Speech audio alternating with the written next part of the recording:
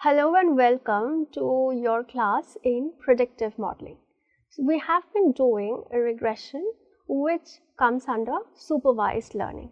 So we have already completed unsupervised learning at the beginning of the class, the first few lectures, and then we started with supervised learning. In supervised learning, we have learned about simple and multiple linear regression. We have also learned different regression diagnostic methods. Now, if you notice in regression, the response variable or the target feature is always continuous. Most of the times, the predictor variables are also continuous.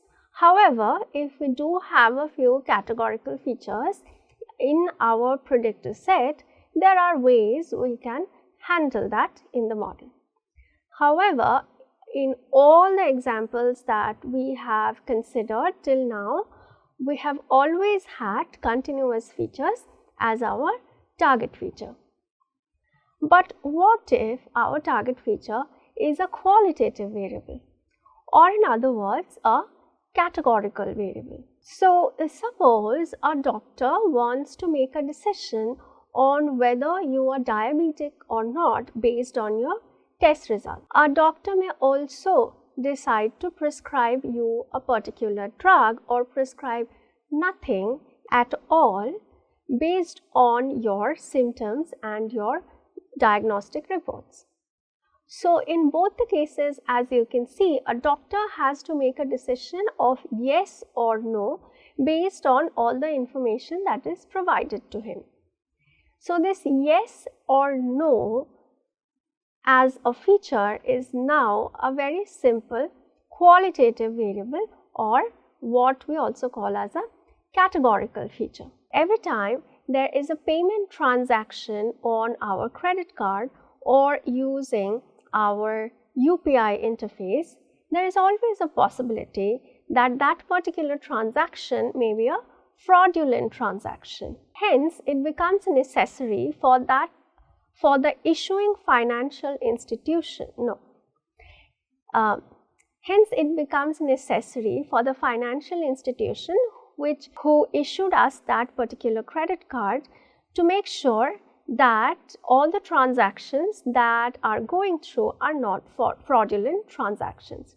However, there is always a possibility, even if the probability is low, that a transaction might be fraudulent, be it for our UPI transactions or be it for our credit card transactions. And it becomes necessary for them to prevent such transactions. But how will they decide that a particular transaction that has been requested is a fraudulent transaction or not? All they have are different information on the payer, the payee, the amount, the time, etc. But based on all of these information, they will need to predict whether the transaction is fraudulent or not. For an airlines company, if they want to predict whether there will be a delay in flight or not, again they will have to predict if there is going to be a delay, yes or no, assuming they are not interested in the time of delay. This is also applicable for online food delivery services. Some food delivery services promise the delivery within a stipulated time. In case the delivery happens beyond the stipulated time, then the company will need to compensate for that. Hence, it becomes necessary for them also to predict the number of possible delayed deliveries. Again, they are not interested in the time of delay, they are only interested in whether there is going to be a delay in the delivery or not. As you can notice in all of these examples, we are talking about predicting a yes or no kind of a situation. A yes or no kind of a variable is actually a very simple qualitative variable. And technically, we call these kinds of features as categorical features. Why? Because these variables are represented in the form of categories. Sometimes we may code these categories say we code yes as 1 and no as 0, but these 1 and 0 do not mean the numbers 1 and 0. Rather, they are just labels. And instead of 1 or 0, I can also use the labels 11 and 12. I can also use the labels 100 or 200. It really doesn't matter whether the magnitude of these numbers. Also, I may use, let's say, 89 and 81 as the labels for yes and no. As you can see, earlier we were having a difference of 1 unit between the labels, but now by using 89 and 81, I am having a difference of 8 units between the labels. So, as you can understand, the numbers assigned to the labels do not really matter. The gap between the numbers in the labels also do not matter. The magnitude of the numbers do not matter at all. These numbers are just labels. And what is important for us to understand in these examples are they just represent different categories. And we in all of these examples need to be able to predict whether the next response is going to be in the category yes or in the category no. Hence, our prediction work basically reduces to classifying whether the next response or the next target feature going to belong to class 1, let's say yes, or class 2, let's say no. Hence, we are no more trying to do the kind of regression that we have learned till now. Rather, we are trying to sort of do a classification. And that is what we are going to learn today. Classification. Rather, we are going to focus on one particular way of classification called logistic regression. So, in regression, sometimes we were trying to predict, let's say, the weight of a person based on their height, or we were trying to predict the house prices based on the square feet of the house. In all of these examples, both our x and y variables, or in other words, our dependent and independent variables were continuous.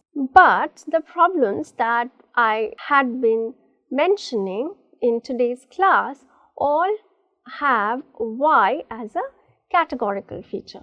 Now, we were able to do regression between a continuous x and a continuous y variable because there was a good amount of positive or negative correlation between y and x. And what does correlation measure? It measures the amount of linear association. Now, can I use correlation to measure the amount of association between two qualitative features? If you remember, the formula for correlation requires us to have multiple values of x and y so that we can calculate the mean of x and y and we can calculate xi, yi, the product. However, if we have two categorical features, then the labels are just a yes or no or just a 0, 1, and we do not have a variety of different numeric values for our independent and dependent feature. Hence, it is not very clear as to how we will calculate the correlation coefficient, because to calculate correlation coefficient, we need a set of values for the x and y variable. But as you can understand, between categorical features, we just have a few labels, oftentimes just two labels for x and y. Hence, correlation is unable to measure the amount of association between two categorical features. But if we want to do a regression for categorical features, or in other words, what I just called classification, first I should be able to measure the amount of association or dependence of our target feature on the predictor set. But the question is, how would we measure this amount of association. There are a few different ways in which we can measure the amount of association between two categorical features. Let's take an example. So, suppose I am looking at people who develop lung cancer based on whether they have been smoking or not. I am not calculating the number of cigarettes they are smoking. I am only classifying all the people in my study as smokers or non-smokers. And I am also classifying the outcome as has lung cancer or do not have lung cancer. So, as you can see in this example, I have two categorical features, both of them with two categories each. Lung cancer, yes or no, smoking, yes or no. And here, if I use the labels 0 and 1 for both of them, there is no way I can use correlation coefficient to measure the amount of association between the two features, status of lung cancer and smoking status. Because all I have in terms of numbers are the counts for each of them. So, I have the number of smokers who developed lung cancer. I have the number of non-smokers also who developed lung cancer, 21. I have smokers who did not develop lung cancer till the study was continued. I also have, of course, non-smokers who have never developed lung cancer till the end of the study. So, all I have are just these counts. From these counts, I can definitely calculate probabilities. From these counts, I can calculate the proportions which can serve as estimates of the probabilities. And intuitively, it makes sense to compare the probabilities or the proportions of smokers who develop lung cancer versus non-smokers who develop lung cancer. That forms a measure, and the ratio of these two probabilities form a measure called relative risk. As you can see, relative risk is a very simple measure. It's a ratio of the two risks, risk of lung cancer among smokers and risk of lung cancer among non-smokers. But this particular measure has a few disadvantages. Now, the table that I showed you in this example of smoking versus lung cancer, this is called a 2 by 2 table because it has two categories for the response variable and two categories for the predictor variable. Now, these 2 by 2 tables can be from a prospective design or a retrospective design. What do I mean by prospective or retrospective designs? So, if I have a number of people and I followed them in time to see how many of them are smoking and in due course developing lung cancer, and the rest who are not smoking, how many of them are developing lung cancer. So, if I follow my subjects into the future and then try to find out how many of them are developing whatever the response feature Y is or not, then that is a prospective design. However, if I start with a bunch of lung cancer patients and non-patients who are technically called controls, and then I go back in time to find out how many of them have been smoking and how many of them have not been smoking, then that is called a retrospective design. In a prospective design, of course, it is more time and resource intensive because we are following our experimental subjects into the future, and in a retrospective design, we are just looking back into the data to figure out how many of them fall under which category of the predictor variable. The measure relative risk that I just introduced is not well suited for both the study designs. However, there is one measure which is well suited for both the study designs. In fact, it doesn't matter what the study design is, the second measure that I am going to introduce to you remains unaffected by the study design.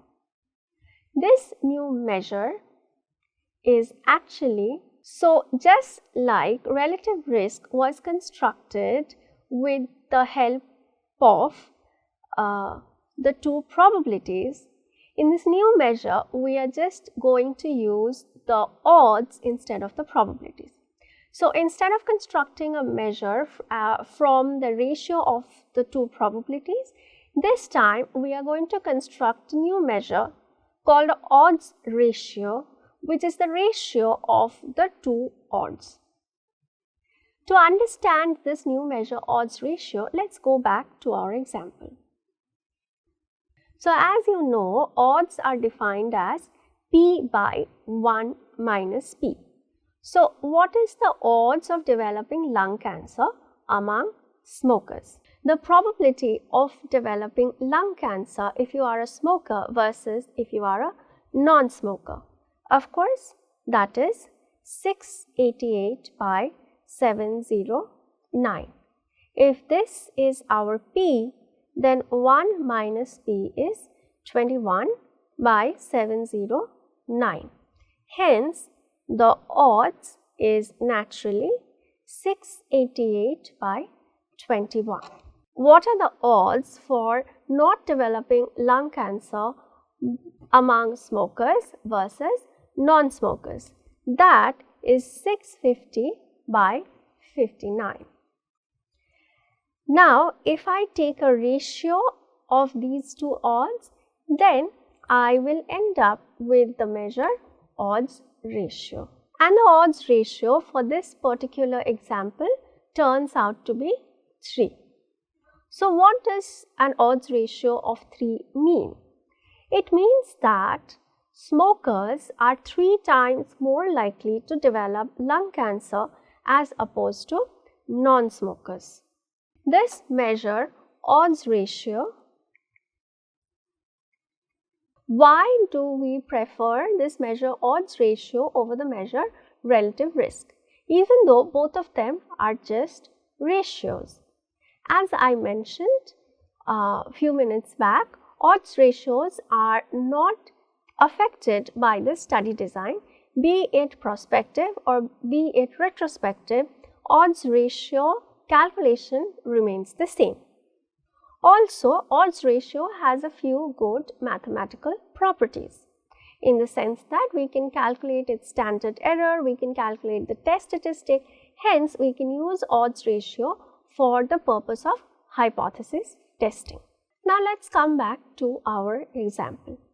Our odds ratio was 3, hence we said that smokers are 3 times more likely to develop lung cancer as opposed to non-smokers. But what if the odds ratio had turned out to be 1?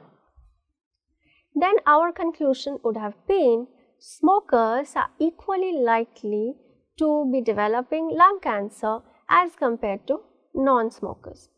Or in other words, the odds of developing lung cancer as a smoker and non-smoker are both equal. Hence, it would not have mattered if a particular patient had been smoking before or not. That will not really impact the diagnosis of whether this patient will develop lung cancer or not. On the other hand, if odds ratio had been less than 1, for example, let's say odds ratio had been equal to, specifically let's say odds ratio, for example, turns out to be equal to 1 by 3. Then we would have said that non-smokers are 3 times more likely to develop lung cancer, or we could have also said that smokers are 3 times less likely to develop lung cancer as opposed to non-smokers. Hence, you can see our interpretation changes based on whether odds ratio is greater than 1, equal to 1 or less than 1. This actually determines whether there is any association between our features x and y. If odds ratio is greater than 1, then that means there is a positive association between our x and y features. If odds ratio is less than 1, then we would say that there is a negative association between our x and y variables. However, if odds ratio is equal to 1, then it implies that x and y are independent of each other, or in other words, they do not influence each other's patterns. Now, instead of directly using the odds ratio to make a conclusion about positive or negative association or even independence, we may use log odds ratio values. As you can see, whenever odds ratio is greater than 1, log odds ratio is greater than 0. Whenever odds ratio is less than 1, log odds ratio is negative. Similarly, whenever odds ratio is exactly equal to 1, log odds ratio is 0. So, if log odds ratio is greater than 0, we conclude that there is a positive association between x and y. If log odds ratio is less than 0, or in other words negative, we conclude that there is a negative association between x and y.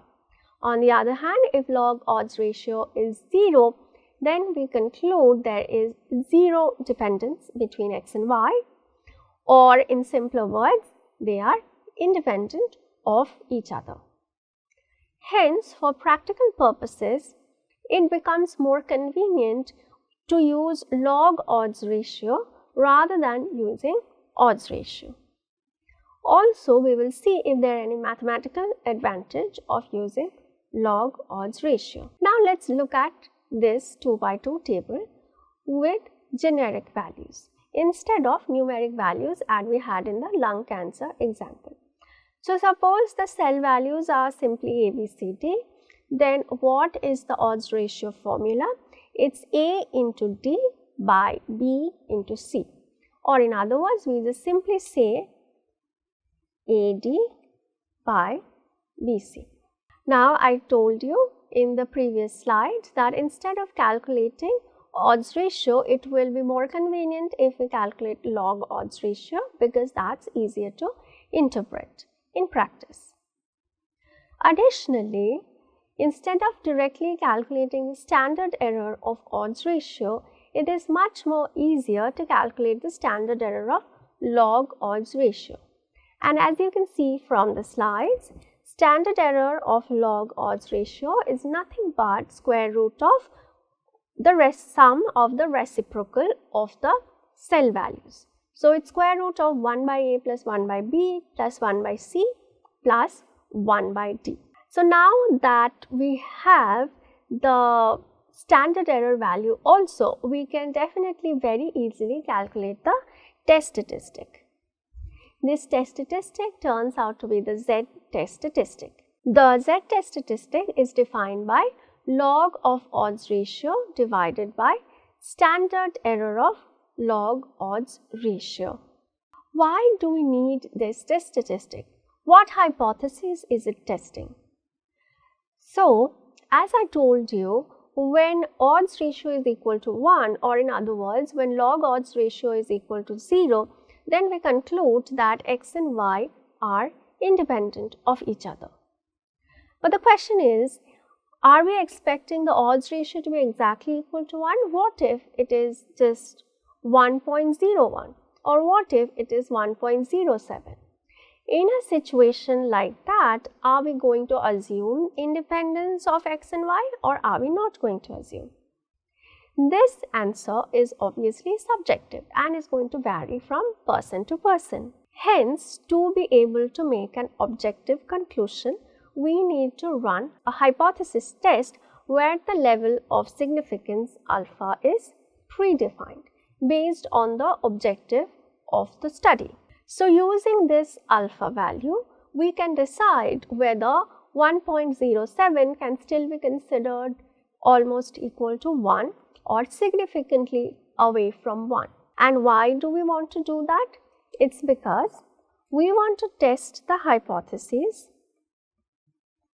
that x and y are independent of each other or in other words, they do not influence each other's values.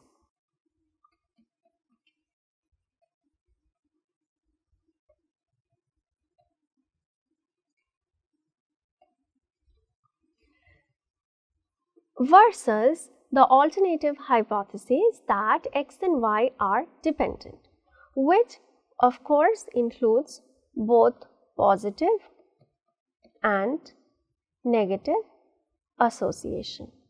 When we are conducting an association study between two categorical features x and y, of course we want to know if one of the features is affecting the patterns or the movements of the values of the other feature. Or in other words, like in regression, we want to know if an increase or decrease in x is actually resulting in an increase or decrease in y and vice versa. So we want to find out similar such relationships between x and y, even if x and y are categorical. So we want to see, so let's take the previous example. So we wanted to find out if there are more lung cancer patients among smokers versus non-smokers. And for that, of course, we needed to look at the ratio of the two odds, or we may also consider to look at the ratio of the probabilities, which will give rise to relative risk, which we are not discussing in detail in this lecture because, as I told you, odds ratios are invariant to prospective and retrospective designs, and they have many good mathematical properties, such as we can construct this z-test statistic for testing independence between x and y when we are using odds ratio.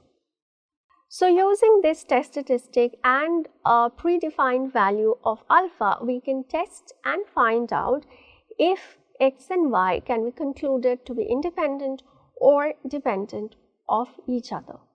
We have already seen how to interpret different values of the odds ratio. What happens when odds ratios are greater than 1, or in other words, log odds ratios are positive, and what happens when odds ratios are less than 1, or in other words, log odds ratios are negative. Now there is one more use for odds ratio. To be able to understand that, let us consider one more example. So here we have two features. One is whether a person has joined a particular company or not based on their gender. So we have used 1 for females and 0 for males. Gender is our predictor variable. Joining status, on the other hand, is our target feature. Joining status equal to 1 if the person has joined. Joining status equal to 0 if the person has not joined. Now, we will try to predict if a person has joined or not joined based on their gender. Let us first define two conditional probabilities. Let pi naught represent the probability of joined given that the employee is a female, and let pi 1 be the probability of joined if the employee is a male. So pi naught is the probability of y equal to 1 given x equal to 1, and pi 1 is the probability of y equal to 1 given x equal to 0. So this is the probability of joining if you are a female, and this is the probability of joining if you are a male. So the odds of joining if you are a female would be pi naught by 1 minus pi naught, and the odds of joining if you are a male would be pi 1 by 1 minus pi 1. We can try to model this log of odds based on gender, because as I told you, our goal here is to predict whether a person is going to join or not join based on their gender. Now, as you can see, the odds can be written as pi by 1 minus pi. If it is for females, it will be pi naught by 1 minus pi naught. If it is for males, that would be pi 1 by 1 minus pi 1. Now we are going to model the log of this odds on gender, which means we are going to need a regression line with the intercept and the regression coefficient on gender, which is what we have over here. Now, gender has been labeled as 1 for females and 0 for males. So, log of odds for females is going to be intercept plus beta, which is the regression coefficient, into gender equal to 1. And log of odds for males is just going to be intercept, because we have labeled males as 0. Now, the log odds ratio is obviously going to be the ratio of these two odds. Hence, we are going to have log odds ratio as log odds for females minus log odds for males, which is equal to intercept plus beta minus intercept plus 0. Or in other words, log odds ratio is now reduced to simply beta, which is the regression coefficient. Hence, testing for log odds ratio equal to 0 is equivalent to testing for the beta coefficient, the regression coefficient, equal to 0. And this is called logistic regression, where instead of directly modeling a categorical feature y on some categorical feature x, which is not possible, we model the log odds ratios. Once we model the log odds ratio, then the model looks like a regression model with an intercept and regression coefficients. Now, the question is, if testing for the regression coefficient equal to 0 is equivalent to testing for log odds ratio, why do we need to do logistic regression? We could have just calculated odds ratios and tested for the log odds ratio equal to 0, which is equivalent to testing for odds ratio equal to 1. So, why do we need a fancy regression model? That is because logistic regression becomes helpful when we have more than one predictor feature. So, instead of just one x variable like gender in the previous example, we may have multiple predictor variables x1, x2, xp. Instead of calculating the odds ratio for each of them, we can directly place them in one regression model and run a logistic regression. Also, all the examples that I had been discussing till now had been for a 2 by 2 contingency table, or in other words, when our target feature has 2 categories and our predictor feature also has 2 categories. However, it is not necessary that it will always be a 2 by 2 problem. There can always be multiple categories in the response variable and multiple categories in the predictor variable.